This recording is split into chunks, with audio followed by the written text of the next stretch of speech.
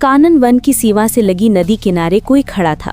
एक नज़र देखने से वो किसी स्थिर प्रतिमा की तरह नजर आ रहा था। उसने गहरे काले रंग का लबादा ओढ़ रखा था, जो हवाओं के जोर से धीरे धीरे हिलता हुआ महसूस हो रहा था। इसके अलावा उसके शरीर में कोई हलचल नहीं थी।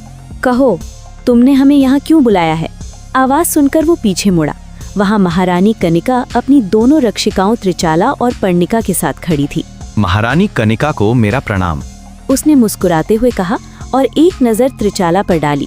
उसके जख्म भर रहे थे, मगर अब भी उसके पंखों का कुछ हिस्सा पूरी तरह वापस नहीं आया था। मुझे पता चला कानन वन पर किसी ने हमला किया है, तो बस मैं आपका हालचाल लेने आ गया। उसके होठों पर एक कुटिल मुस्कान आ गई, जिसे देखकर महारानी कनिका के जबड़े कस गए। तुम क्या यहाँ हमारी स्थिति का मजाक उड़ाने आए हो? मत भूलो, हम अगर चाहें तो अभी यहीं तुम्हारी कब्र खोद सकते हैं। मेरी शक्तियाँ भी इतनी भी कमजोर नहीं हुई हैं कि मैं तुम्हारा मुकाबला न कर सकूं। त्रिचाला ने गुस्से से दांत किटकिटाए। माफ कीजिएगा अगर आपको मेरी किसी भी बात का बुरा लगा हो, मगर मेरा ऐसा कोई इरादा नहीं था। मैं तो बस आपकी मदद करना चाहता हूँ। अघोर ने अदब से सिर झुकाते हुए जवाब दिया। जो भी कहना है साफ साफ कहो। महारानी कनिका ने त्रिचाला को शांत रहने का इशारा किया। जैसा आप कहें। अब तक तो सारे समूहों को खबर हो चुकी है कि महाराज वीर का बेटा अभिराज वापस लौट आया है। सुजाता जरूर यही कोशिश करेगी कि वो अपने बेटे को नवाजों की गद्दी सौंप दे। अगर ऐसा हुआ तो हमारे जैसे छोटे समूहों को हमेशा के लिए अंधक वन में छुपकर रहने के लिए मजबूर होना पड़ेगा। नवाजों के शासन पर हमेशा से वहां के लोगों का हक रहा था। कोई भी राजा को चुनौती देकर इस तख्त को हासिल कर सकता था, लेकिन जब से महाराज वीर ने शासन संभाला है, सब कुछ बदल गया है। जिस किसी ने भी महाराज वीर को चुनौती देने की कोशिश की, सुजाता ने उसे सामने आने से पहले ही हमेशा के लिए खत्म करवा दिया। इसलिए वो सारे समूह अब इकट्ठे होकर इस शासन के खिलाफ खड़े होना चाहते हैं, ताकि हमें भी नवाजों में हमारा स्थान मिल सके। हम चाहते हैं आप भी इसमें हमारा साथ दें।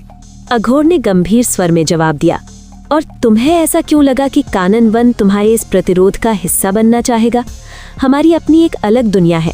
हमें कभी भी नवाजों या उसके शासन से कोई मतलब नहीं रहा। महारानी कनिका ने ठंडे लहजे में कहा। जाहिर है दुश्मन का दुश्मन ही सच्चा दोस्त होता है महारानी जी। कानन वन को बाहरी दुनिया से अलग करने वाला भी नवाजो ही था।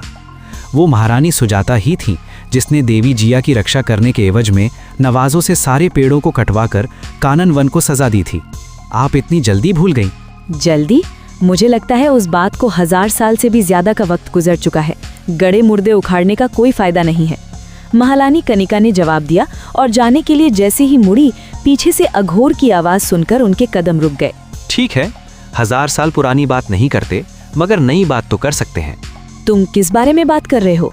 महारानी कनिका अब चौंकते हुए उसकी तरफ पलटी। मुझे पता है किसी पक्षी ने कानन वन में ना केवल तबाही मचाई है, बल्कि आपके वन की सीमा से एक फूल कुमारी को भी अपने साथ लेकर चला गया। आप जानना नहीं चाहेंगी वो पक्षी कौन था? महारानी कनिका ने अपनी नजरें उसके ऊपर टिकाए रखी, मानो उसके आगे बोलने की प्रतीक्षा कर रही हो। वो राजकुमार अभिराज था, सुजाता और महाराज वीर का बेटा। अगर मैं सही हूं तो आपकी फूल कुमारी इस वक्त महारानी सुजाता के महल में है। जैसे ही अघोर ने अपनी बात पूरी की, महारानी कनिका की आंखें घबराहट से चौड़ी हो गईं। जिस स्थिति से वो बचना चाह रही थी, बिल्कुल वही हो गया था। ये बात तुम इतने दावे से कैसे कह सकते हो? त्रिचाला ने उलझन के साथ उसकी तरफ देखा। तुमने उससे युद्ध किया और अपनी ये बुरी हालत कर ली, फिर भी तुम्हें मेरी बात पे शक है? अघोर कुटिलता से मुस्कुराया। त्रिचाला के चेहरे पर भी अब परेशानी झलकने लगी थी। उसने खुद ही अभिराज की शक्तियां देखी थीं और फिर कानन वन की सुरक्षा व्यवस्था को तोड़कर यहाँ आना और फिर यहाँ से सुरक्षित निकल जाना वैसे भी किसी साधारण पक्षी का काम नहीं हो सकता था। अगर तुम्हारी बात सही भी है तो भी हमें तुम्हारी मदद की कोई जरूरत नहीं है। हमारी फूल कुमारी को हम स्वयं ढूंढ लेंगे, महारानी कनिका ने जवाब दिया। एक बार फिर से सोच लीजिए महारानी जी। अघोर का स्वर अब कठोर हो गया था।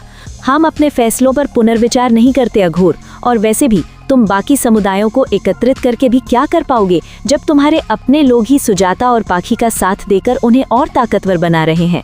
कनिका ने उसका मजाक उड़ाने वाले अंदाज में जवाब दिया। आप कहना क्या चाहती हैं? अघोर की भवें तन गईं।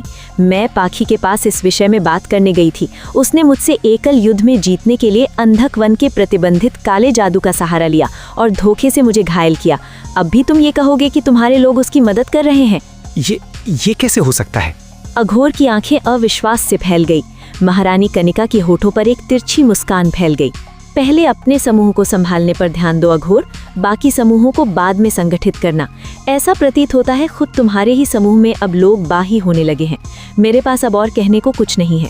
महारानी कनिका ने कहा और तेजी से अपने कदम आगे बढ़ा दिए। त्रिचाला और पर्णिका भी उसके पीछे वहां से निकल गई। पीछे खड़ा अघोर अब पसोपेश में पड़ा था। आखिर अंधक वन से पाखी को काले जादू की विद्या कौन सिखा सकता है?